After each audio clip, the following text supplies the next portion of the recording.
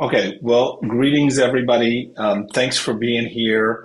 My name is Rusty Stahl. I'm President and CEO of Fund the People, and it's my pleasure to kick off the webinar today, um, as Betsy has asked me to do. So, uh, yes, continue please to introduce yourself in the chat with your name, organization, location, anything else you want to share. Make sure you're on mute. You'll notice we are doing this, perhaps you'll notice we're doing this as a Zoom meeting rather than a Zoom webinar. And the idea was so that we could see you and hear from you during the Q&A if you'd like to come um, on camera or on mic during that time. And so that we have a little more interaction than the webinar function enables. So you may need to navigate on your own a little bit to make sure the speakers are in good view on your end, because we don't have the same level of control as when you use the webinar version of Zoom where we could spotlight the speakers. So you may just have to go up to view in your upper right corner of Zoom and select how you want to see folks. Okay, so, and just know that if your camera is on now, everyone here can see you as well. So just a couple caveats on that front, on the Zoom front. So this webinar is about a new report that was published in September by Fund the People and the research and dissemination arm of Fund the People, which is called Staffing the Mission, which is led by Betsy Leondar Wright, who is the principal researcher on this report, which is called Long-Haul Grantmaking. And she was assisted by Nikki Mirala, who's here as well as an intern with Staffing the Mission out of NYU, a student undergrad at NYU. So thanks and congratulations to Betsy and Nikki for all the hard work to do this research and bring it to life in this report. I want to thank also our supporters who've been supporting Fund the People with general operating support, or who helped as we co-convened a summit last December in California, a statewide summit called the California Talent Justice Summit, which is where this research kind of actually began.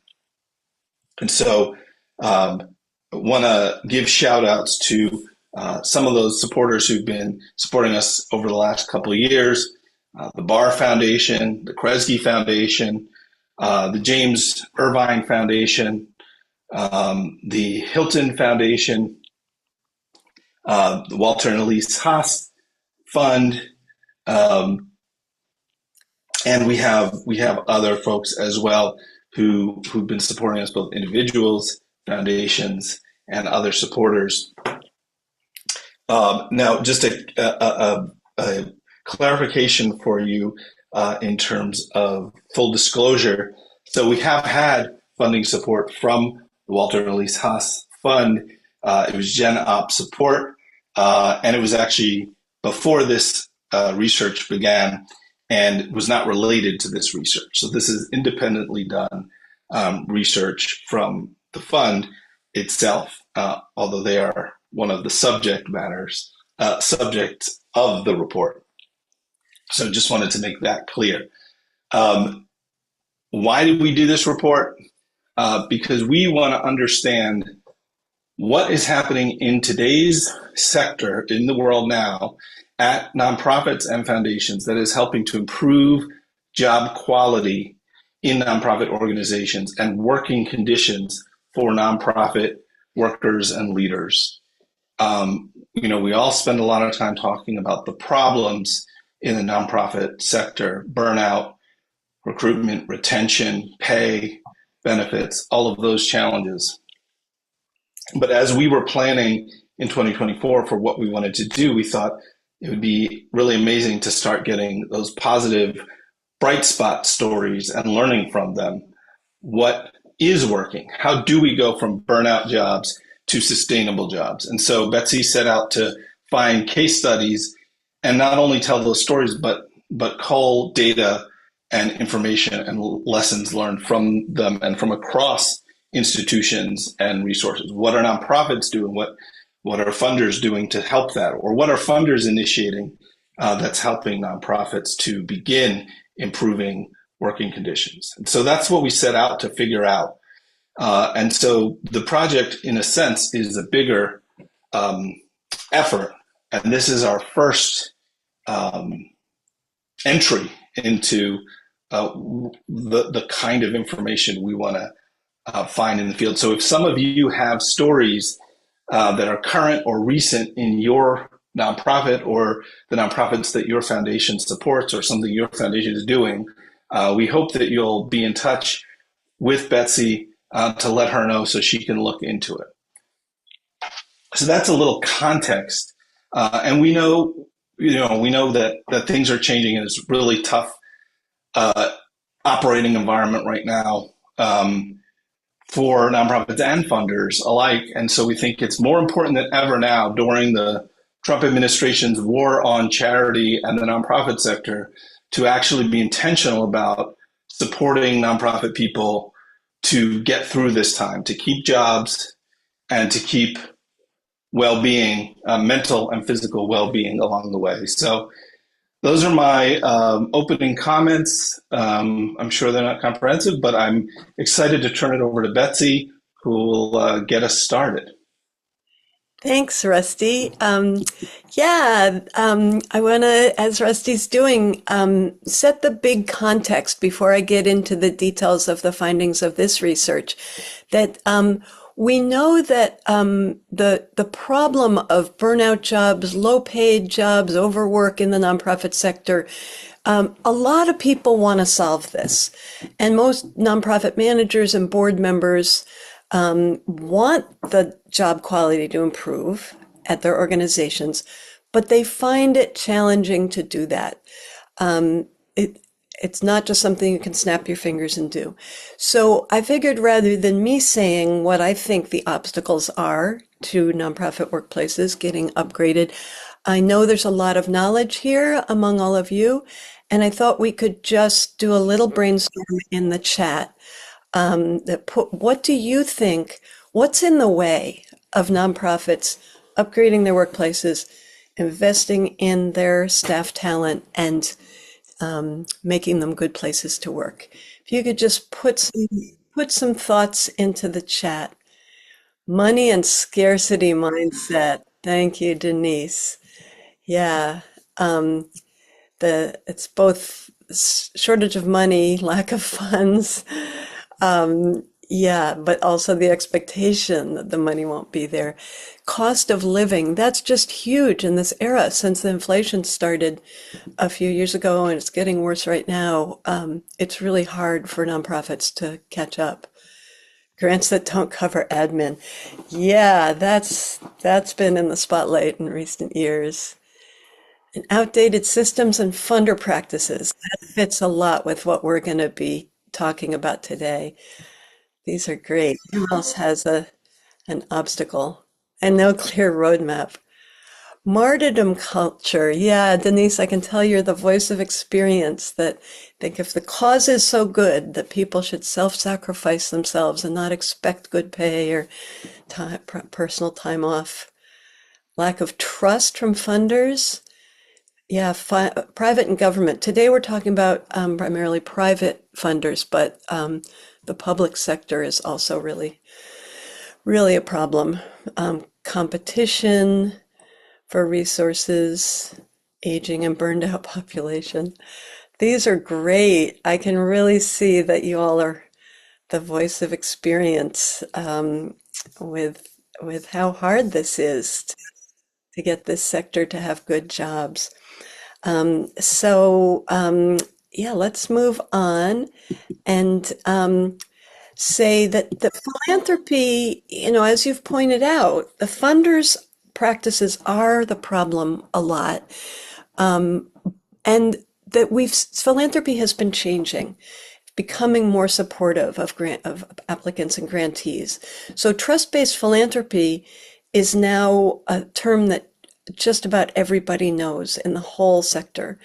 And as a result of that push for trust-based philanthropy, we are starting to see more simplified application processes and lower reporting requirements, and the practice of having low overhead limits is less common now, and unrestricted general operating money is becoming more common.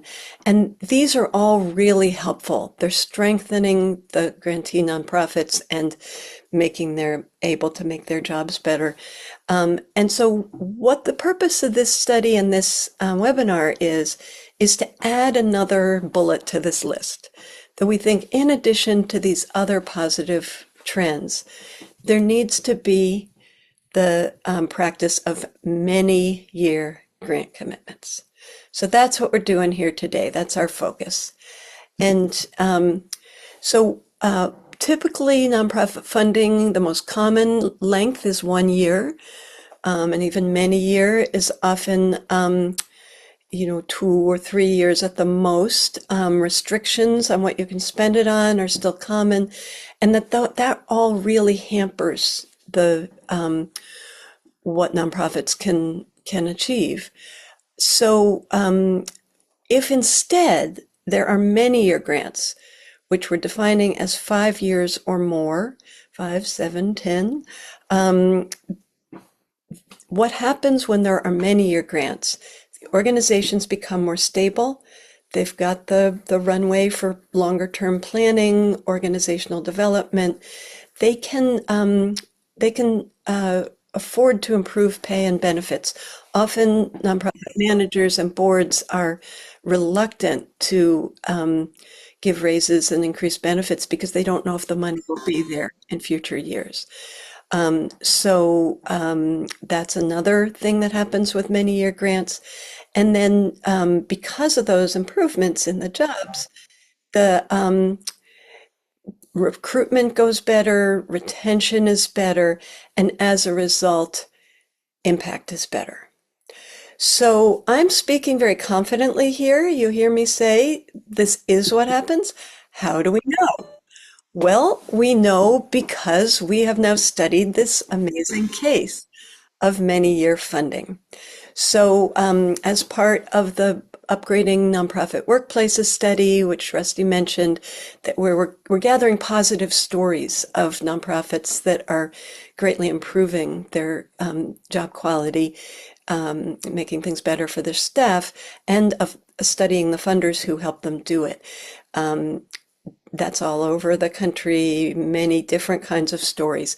But we made the decision after the Talent Justice Summit in December, we made the decision to do this one case study as a component of the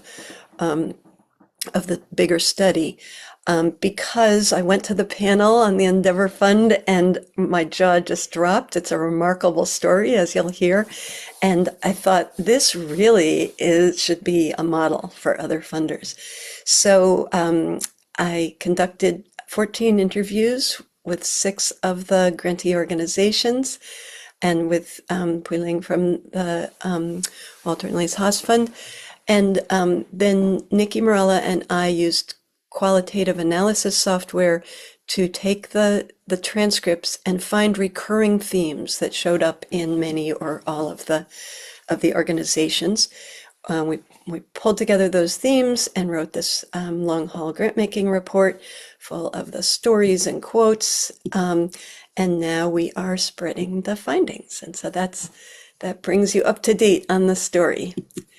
So here's the facts about the Endeavor Fund. So the Walter and Elise Haas Fund created the Endeavor Grant and gave 7-year grant commitments to 7 Bay Area organizations.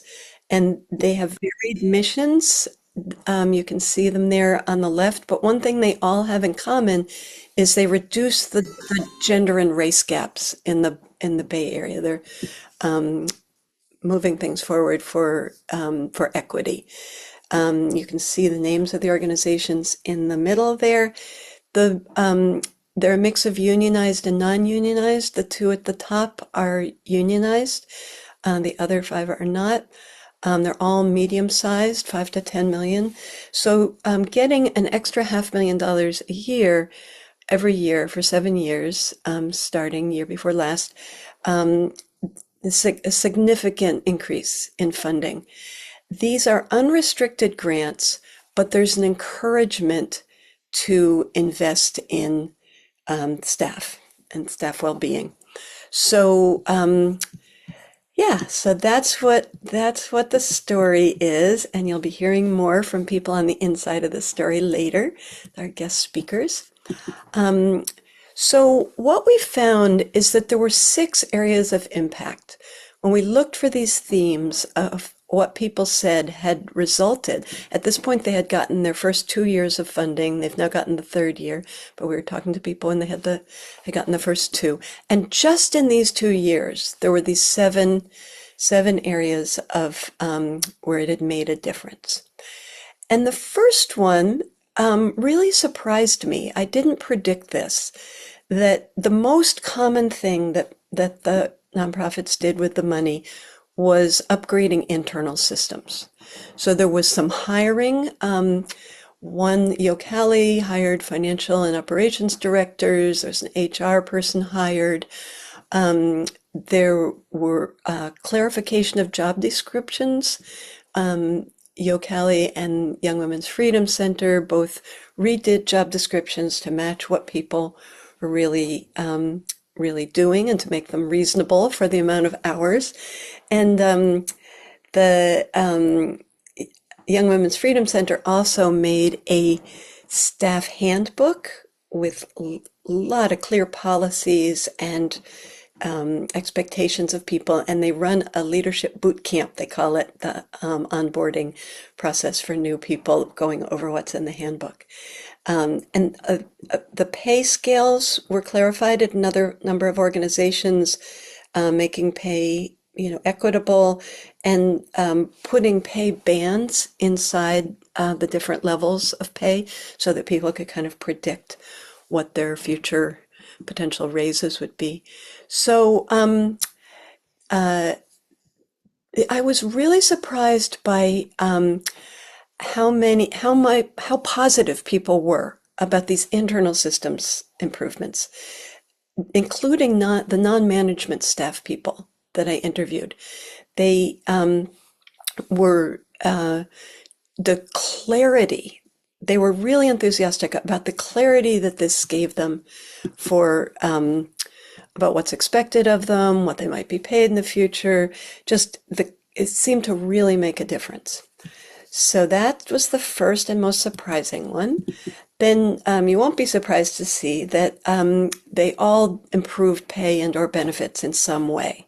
So there were raises based on market comparison studies. Yocali bumped everyone up to market levels.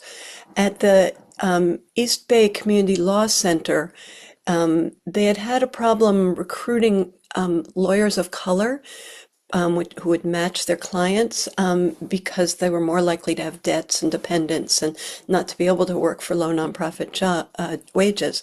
So the raises that they've put in have enabled them to hire more lawyers of color. They also are giving a language bonus now for people who work with clients in languages other than English, get paid a little extra. The health benefits at La Cocina, a vision benefit was added, and there had been some hourly workers like janitors who had not gotten any health benefits, and everyone is now added to the health plan. And then retirement plans, when you create a retirement plan or add more of an employer match to it,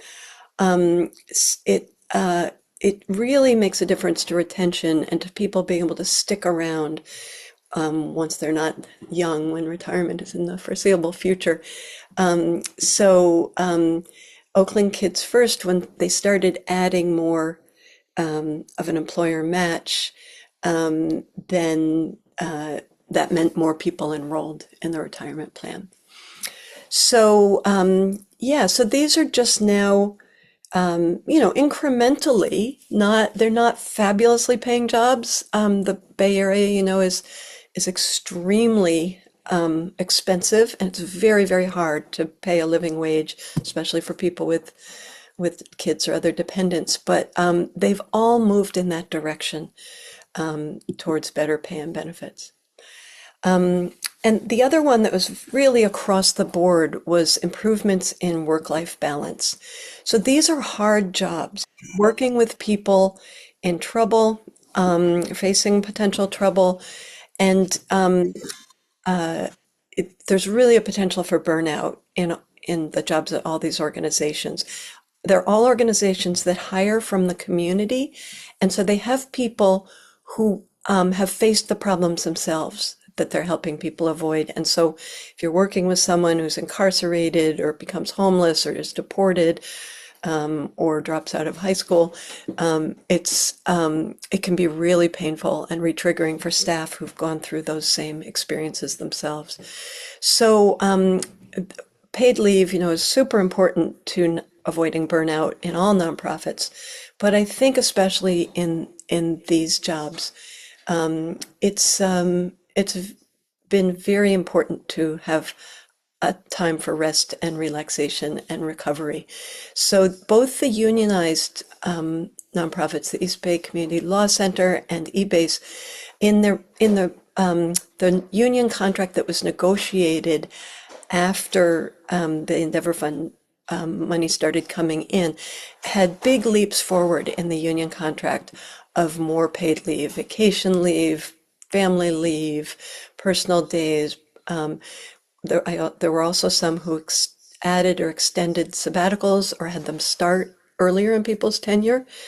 And besides these policies that enable more work-life balance and more care for family and health, some of them also reported an organizational culture shift of doing more, retreats and wellness activities. And Alejandra Astorga from Oakland Kids First, when she told me about they've done yoga, they've had retreats, they've closed down for restoration weeks, she used the word revitalized for what impact that's had on her. That getting that investment in her wellness and encouragement to self-care has revitalized her in her challenging job. So those are the big three changes: the internal systems, the pay and benefits, and the work-life balance. But there were three other themes that are fewer examples, but also really significant. One is that these many-year grants lifted the fundraising burden. So it is really a hamster wheel to constantly be raising money and applying for these terrible grants that, there's so much work to apply and to report, and they're so small and they're so restricted that they almost don't come out, you almost don't come out ahead.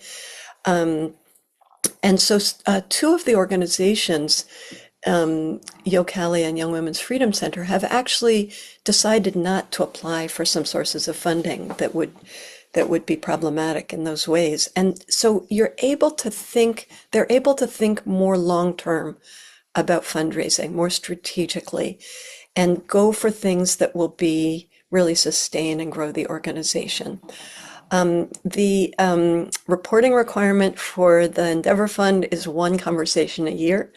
So all of this just lifts the burden from executive directors and others who work on development. And I was delighted to hear that Leticia Landa, the ED of La Cocina, approaches other funders now to say, would you extend the grant longer? And sometimes they say no to her, but a bank recently said yes to doing a 3-year grant instead of a 1-year grant. So this ethic of funders who are really in there with you for the long haul and minimizing the burden on you is spreading. The other notable thing is that this is a cohort model. They have retreats of the Endeavor Fund holds retreats of the grantees once a year and offers a lot of opportunities for technical assistance and support and peer learning. Sarah Lau, who you'll hear from later, says we learn from each other. And it's really a different relationship when you know that a funder is going to stick around for at this point, 4 or 5 more years. You can be much more honest with them. So typically, nonprofits show the funder try to look as perfect as possible. And Lucas Brecky Meisner of the ED of Oakland Kids First cracked me up when he said, usually what we show is whipped cream on a turd. So that's not necessary here. You can be real because you know the funder's going to be in there. You can bring your problems and your challenges and get help solving them. And also with each other because they're in one geographic area and a similar field. So Zoe Polk from East Bay Community Legal Center, she says we don't have to one up each other in front of the funder. So they can be really real and have dialogue and mutual support for with the other grantees as well as with the funder. I thought that was really remarkable. And finally, where the rubber hits the road is this improves the program work. So first, of course, if you've got more retention, the staff are not do not leave as much. That strengthens community relationships. That there's not this turnover that breaks the relationships with the people being served. So that's one clear-cut one. Also, the fact that you can do long-term planning. eBase is doing a 10-year visioning project. So it's that better program work because you can think longer term, because you're more organizationally stable. But there was also an intangible way that the ethic of caring about staff well-being spills over to the people that are being worked with in the community. So one striking example is that La Cocina, is an incubator for mostly immigrant food businesses. And the food industry, like the nonprofit industry, but probably worse, has, just terrible pay, terrible HR policies. They're just really stressful jobs, burnout jobs. But these entrepreneurs starting their catering or restaurant businesses, because they've been mentored and supported and trained by people employees of La Cocina, who get well paid, get paid leave, get attentiveness to their well-being, that is spilling over into the kinds of businesses that they're starting, that they're creating food businesses that are better jobs than typically in that industry. So I love that example. And I also love that Alejandra Astorga from Oakland Kids First works with high school students.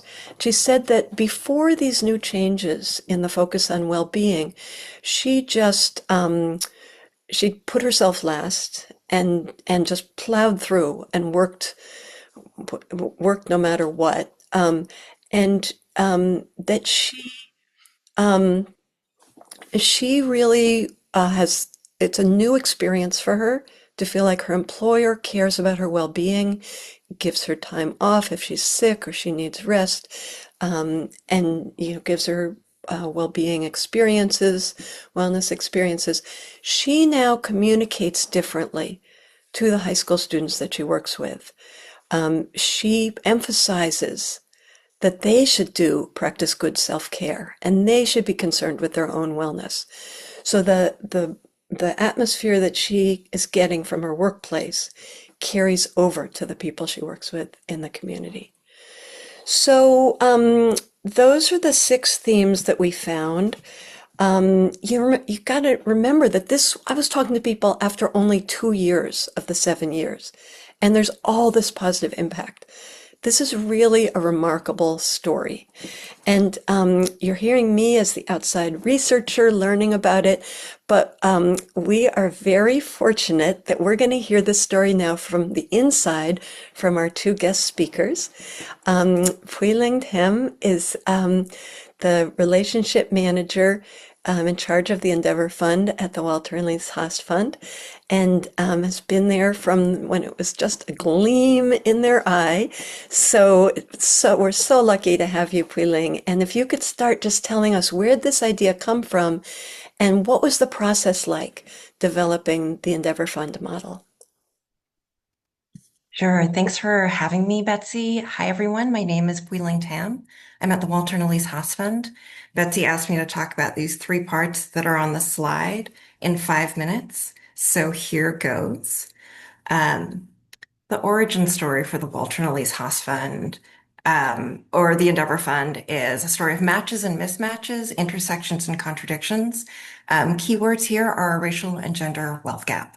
So I'm going back. Before I joined the fund, I was the ED of a youth empowerment nonprofit where we were training young people as peer leaders, conflict mediators, peer educators, and we had to hire staff, teachers, yet youth development workers to serve the young people. Hiring is hard. And the mismatch we would find was we would have a lot of job seekers who didn't have the experience needed. They were not from San Francisco. They were not people of color. The majority of our young people, 90% plus, are people of color, grown, raised in San Francisco, who actually were more qualified for the job than some of the adults coming forth for positions. And so we started to think about how do we develop a pathway where these young folks who are brilliant and amazing at educating, mediating, training, they could be the future teachers that absolutely would help us when we're hiring, but more than that, would serve all the young people and strengthen the education system. That felt like a good match. And so we started developing this program, which is where we saw the next mismatch, which is that for young people to take on this role and go into a career as a youth development worker or a teacher in San Francisco, in good part, like that they're well qualified for because they're of the community, would mean a financial trade-off of future economic security that wouldn't allow them to continue living in San Francisco. This is a contradiction that for me is at the heart of the Endeavor Fund. We know most often who is best suited to deliver essential life-saving services, to manage brilliant, dynamic teams, and to advocate with and for their neighbors and hold government accountable. And more often than not, it is either a combination of working class women of color. So the issue of quality nonprofit jobs is an issue of economic justice and justice in general. The Walter and Elise Haas Fund, we're a family foundation that's focused on community well-being in Oakland and San Francisco. We have two grant-making programs, social well-being and economic well-being. The Endeavor Fund is the anchor strategy for our economic well-being program, whose North Star is to support closing the racial and gender wealth gap. The wealth gap is a material demonstration of structural racism and sexism in our country. And I would argue that nonprofit worker well-being is an issue of structural racism and sexism. Part two, how did the Walter and Elise Haas Fund develop the Endeavor Fund? You're getting a very abbreviated story here. The keywords are trust-based philanthropy and hope is a discipline. We started asking ourselves, how can we better play our role in the social change ecosystem? And our answer is and remains, we should be here to fund nonprofits to win on their own terms at their mission in service of community. And that meant shifting and changing a lot of our longstanding practices. So that includes integrating former program areas, It includes changing the docket and just how that works. Some pieces that Betsy named earlier, we changed reporting, we shifted our grants management system and how people apply. We changed how we work as a team.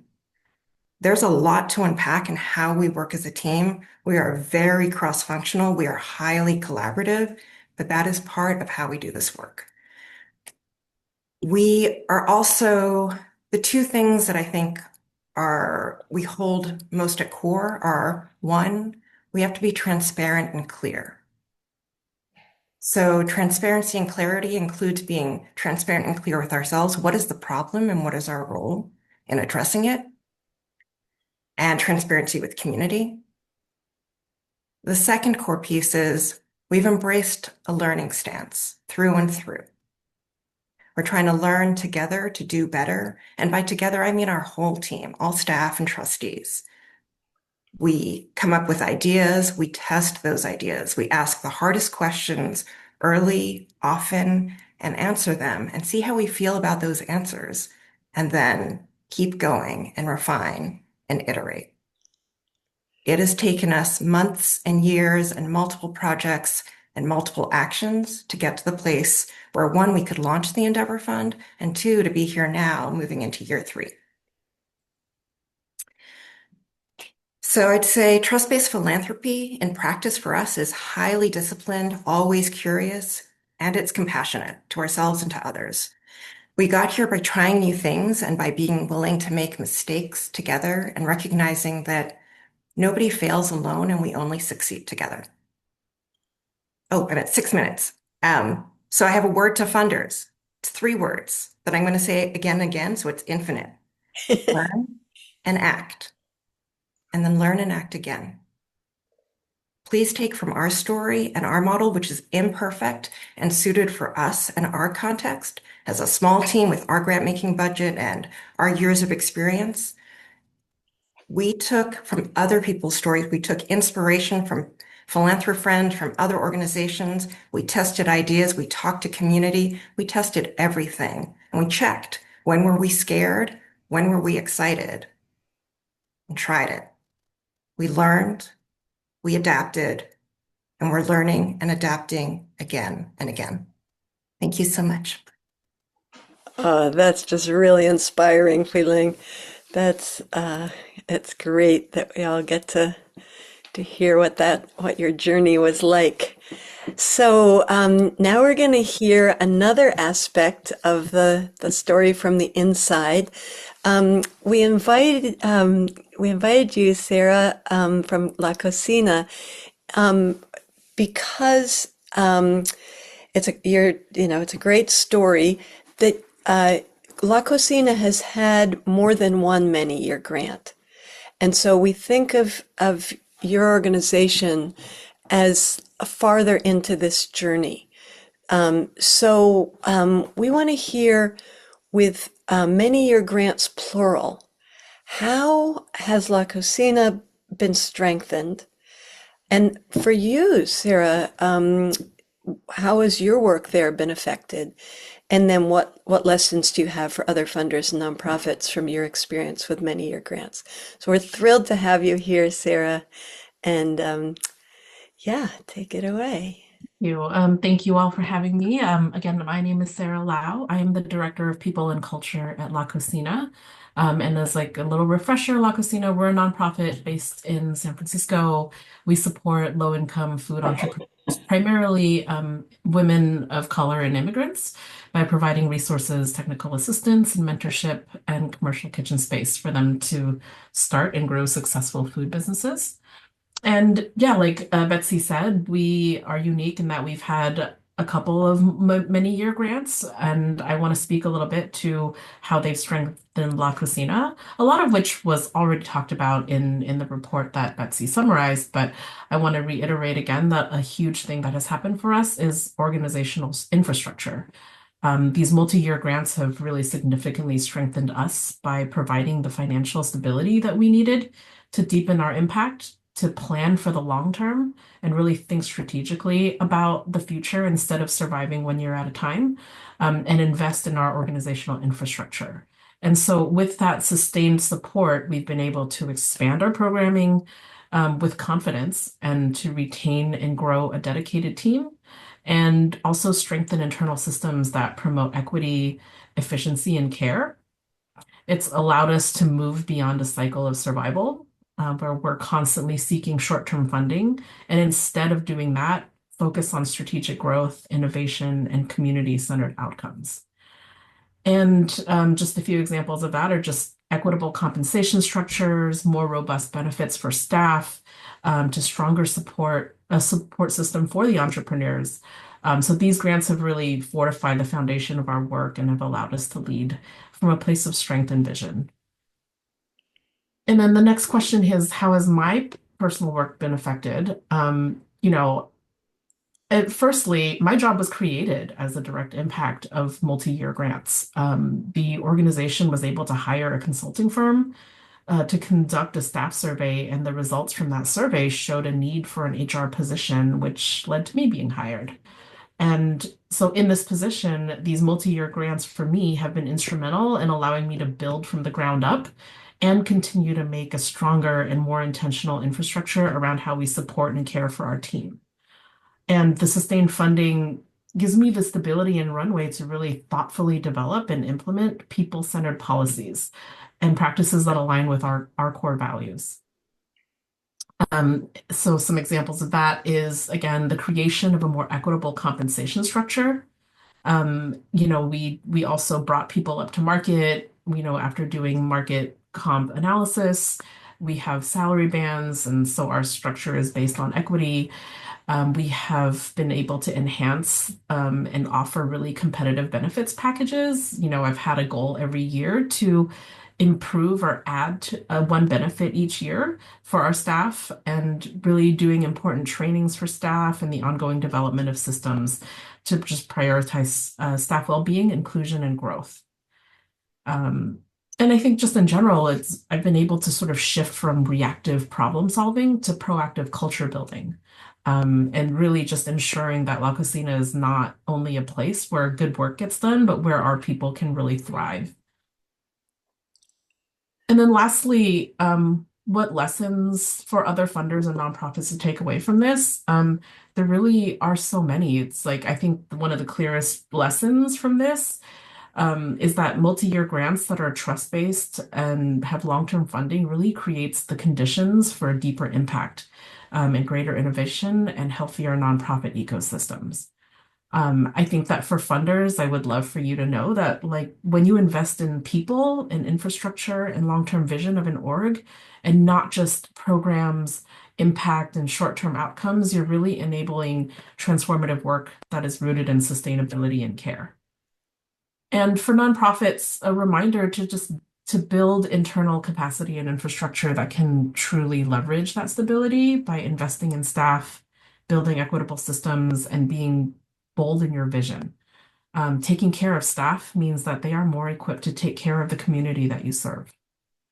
And then I want to end by just specifically speaking to the Endeavor Fund. And, this was mentioned earlier, but there's an annual learning conversation that the fund has with each of the organizations, to provide support and to keep each other accountable to the goals that we've set in these 7 years that we're together. They also put particular emphasis on nonprofit worker well-being. Instead of questioning the amount spent on overhead, they ask how we are committing to this endeavor. And they've created a relationship with them where we can be honest with them about what we're struggling with. We don't have to make our numbers look a certain way or prove things to them. And this kind of partnership really reframes the dynamic between funders and grantees. And it becomes not just transactional, but it becomes collaborative, and it shifts the power dynamic for the better. And then the last specific thing to the Walter and Elise Haas Fund, to the Endeavor Fund, is that it's been really, really unique and invaluable experience for us, because beyond the vital monetary support, which, the countless significant impacts we've already spoken to, is that like this stands out because of the intentionality it brings to the relationship building among its 7 grantee organizations. So there are thoughtfully designed annual gatherings, and next week we're heading into a 3-day retreat. Where we really get to make meaningful, there are meaningful opportunities created to engage deeply with each other on our shared challenges. We exchange ideas and we learn from one another. And the fund also strengthens our community by purchasing tickets to our events and our galas and sharing them with each other and encouraging us to show up and celebrate and support each other's work. And that spirit of connection has really shifted the dynamic from competition to camaraderie and fosters a powerful network of nonprofit allies through these partners. And in our opinion, the Walter and Elise Haas Fund's Endeavor Fund is the gold standard of how to be a funder. Thank you. Wow, Sarah, what a what a powerful testimony of what many-year grant making can do. Thank you for sharing that. We have a few little minutes for conversation. I'm just gonna maybe I feel like I'm gonna skip this slide to make more time for conversation because I feel like you've got it. You all are hearing what is powerful about this model, um, and um, and just say a little bit about what the process of has been for the Endeavor Fund that we recommend that other funders take. And just briefly, the process they went through: internal dialogue with the staff, trustees, any donors, sources of funding, about the goals of the organization and what grant making model fits it. Then broaden out the conversation to include grantees and community partners and significant people in the community or in your field of giving, to say what kind of grant making practices would would help reach your goals.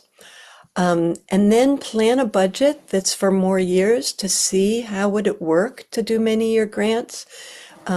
Build out the financial strategy, then give many-year grants, make those commitments to, you're carefully vetted and chosen.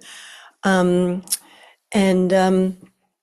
then, but then don't just stop there, but offer these high levels of support that we've just been talking about, of stay in close touch, be a trusted partner. So yeah, we have a few little minutes for Q&A. And so yeah, as Rusty just put in the chat, put your questions in the chat, or and we'll read some out. Yeah, for any of us. And I have a discussion question to suggest if you'd like to answer this. This is not an easy switch from short-term to many-year grants. And what do you think the obstacles are, and how could they be overcome? So yeah,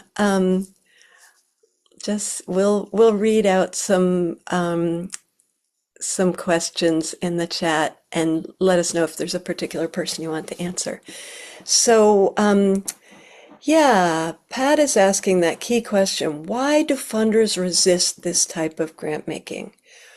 Well, one, I think, is insufficient knowledge about potential grantees and insufficient trust.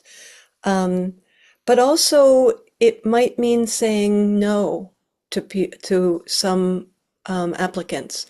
The Endeavor Fund cut off a bunch of prior Haas, or the Haas Fund cut off some prior grantees to make room for this. So I think that it takes a lot of knowledge and relationship building to decide that you trust an organization enough to commit to them for 5 or 7 years. Okay, good. Raquel, I think that maybe is a question for Puiling. What was the biggest challenge from the board, and how did you overcome it? Would you like to speak to that, Puiling? Sure, and I think it's related to Pat's question. The thing about many-year grant making, it's not normal. And so that's just hard to figure out how to do. For trustees, for staff, the structures aren't in place. You have to remember that community foundations raise the money that they're putting out in a year. They actually can't commit many times to even multi-year grants because they don't know if they'll have that budget in place. So there are different there are structural obstacles in some cases, and then there are obstacles that are less structural, but it's not how the process works, right? How do we know that someone is doing good work? We're used to accountability being numbers, outcomes, reports. So part of the reason I say not normal yet, right? And I see what you're saying, Raquel and Chad, is we normalize it. And so use a story. I've heard of some other 7-year grants, not a ton. Maybe you've only heard of one other set. There are 5-year grants, and then there are folks who do 3-year followed by 2-year, 2-year, right? Like there are examples to look at and say why this is good and how to do it. I think that was one of the biggest challenges with the board. Just they wanted to do something bold. They had talked about this years before I joined the fund. That helps, by the way. So for anyone thinking about this, it may feel dissatisfying to start something and not be able to see it through to the end. But I know that I benefit from prior conversations years before I was at the Walter and Elise Haas Fund that made the decision to launch Endeavor really easy, right? So it's always worth starting it. It's always worth raising it. And then socializing trustees and staff into, okay, this is how we would be. We wouldn't be doing a report every year. At a board meeting, this is how we would check in on how things are going. This is why I talk about the learning stance as opposed to a evaluation or a measuring stance, because we are always learning with the Endeavor Fund and our board is always learning with us. It took us time to do that, Raquel. It took us months, and we would go into one board meeting saying, what are all your questions? Let us know. What's stopping you from being 100% about this or that? And then the next time we'd come back and say, okay, here are our answers. Great. Any other questions before we start closing up? Or did those kind of cover it?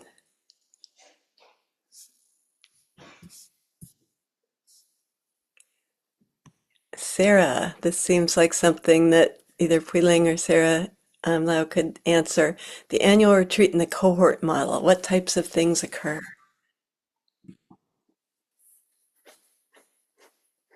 I can speak to this. Last year last year was my first one, and we spent an entire day, literally breaking bread together through breakfast and lunch, and then in between we had lots of conversations. They invite different organizations to present and teach a topic. For example, last year we learned from two of our organizations who were unionized to really talk to us about what that process looked like, what the challenges were. We we broke out into groups and had discussions about challenges to nonprofit worker well-being, how some people are doing it, what we can all commit to. Those are just some examples, and then we have a 3-day coming up next week, actually, with a really robust agenda of, yeah, a combination of discussions and learning from one another and just being in community with one another. There's a lot of fun and ease and just relationship building. Beautiful. All right, we should wrap up to respect our ending time. I wanna say put the query out to you all. We're doing this national study. If you know of nonprofits that have greatly improved the workplace in any way, made things better for the staff, could you let me know? And what are other extraordinary talent justice practices that funders can do or that nonprofits can do that result in better job quality and stronger nonprofits? Please take away those questions. And now I'll turn it over to Rusty to wrap us up. Well, thanks, Betsy, and thanks to everyone for being, excuse me, for being here. Thank you, Betsy, Leandra Wright, our lead researcher and author of the report, and Nikki Mirala, research intern.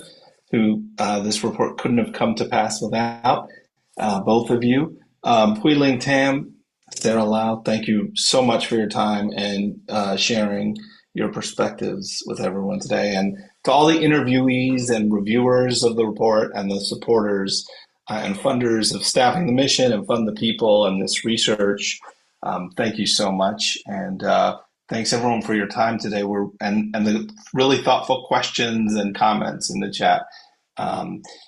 We have lots going on coming up. And so check out fundthepeople.org for more information. Check out the Staffing the Mission pages within the site for lots of resources.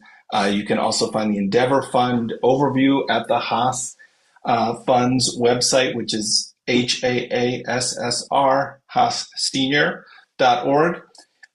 We have a podcast episode where I interview Betsy about the study. So if you want to hear her talk about it at some more length, check out the QR code on screen or the bit.ly.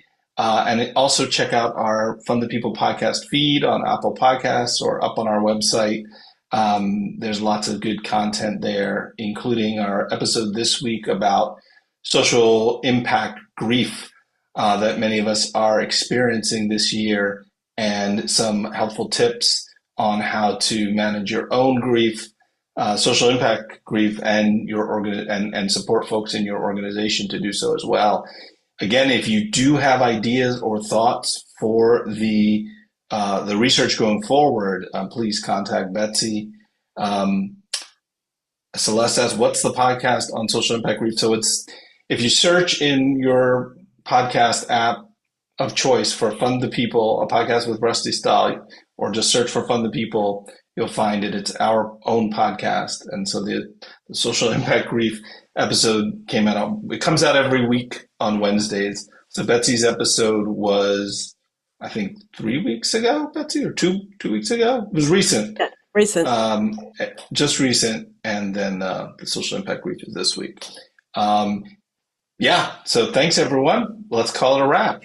And we'll send out the recording. So if there's anybody who missed this, you can pass the recording link on.